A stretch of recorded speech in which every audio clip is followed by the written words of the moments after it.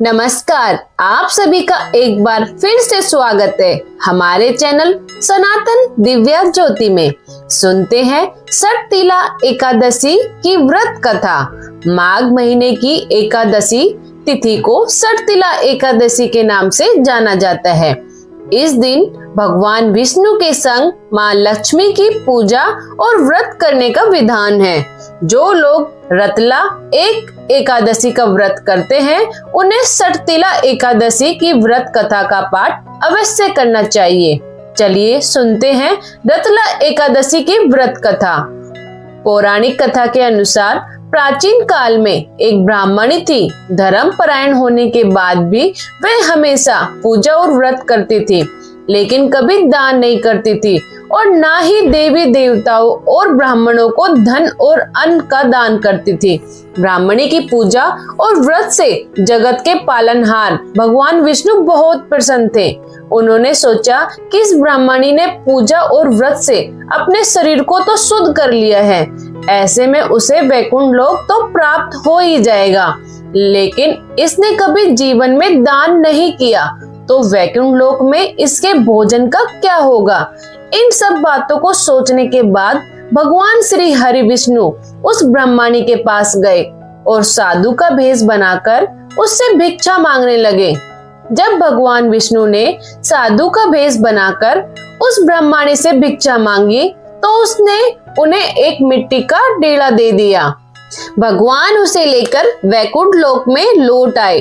कुछ समय बाद ब्राह्मणी का देहांत होने के बाद वह वैकुंठ लोक में आ गई। ब्राह्मणी को भिक्षा में मिट्टी देने की वजह से वैकुंठ लोक में महल प्राप्त हुआ, लेकिन उसके महल में अन्न आदि कुछ भी नहीं था।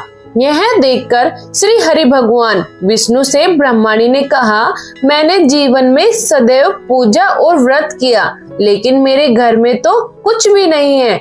भगवान ने उसकी समस्या सुनी और कहा, तुम वैकुंठ लोक की देवियों से मिलकर रतला एकादशी का व्रत और दान का महत्व सुनो, उसका पालन करो तो तुम्हारी सारी गलतियां माफ होगी और सभी मनोकामनाएं भी पूर्ण होगी। ब्राह्मण ने देवियों से षटतिला एकादशी के व्रत का महत्व सुना और इस व्रत को करने के साथ तिल का भी दान किया। मान्यता है कि तला एकादशी के दिन व्यक्ति जितने तिल का दान करता है उतने 1000 वर्ष तक वैकुंठ लोक में वह सुख पूर्वक रहता है।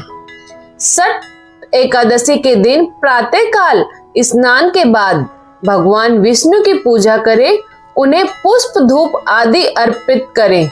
षटतिला एकादशी के व्रत की पूजा के समय भगवान विष्णु को तिल से बने खाद्य पदार्थों का भोग लगाएं। ऐसा करने से भगवान विष्णु प्रसन्न होते हैं। तिल में गाय का घी मिलाकर हवन करें और इस दिन तिल का दान करना बहुत उत्तम माना जाता है।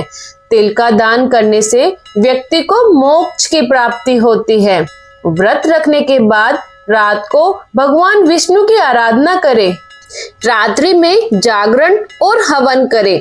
इसके बाद द्वादशी के दिन प्रातःकाल उठकर स्नान करके भगवान विष्णु को भोग लगाएं और पंडितों को भोजन कराने के बाद स्वयं भी अन्न ग्रहण करें। तो यह थी षटतिला एकादशी की व्रत कथा। आपको यह कथा कैसी लगी कमेंट करके जरूर बताना। साथ ही मेरे चैनल सनातन दिव्य ज्योति को सब्सक्राइब करना ना भूले। कमेंट में ओम विष्णु नमः जरूर लिखकर जाना, आपकी सारी मनोकामनाएं पूर्ण होगी।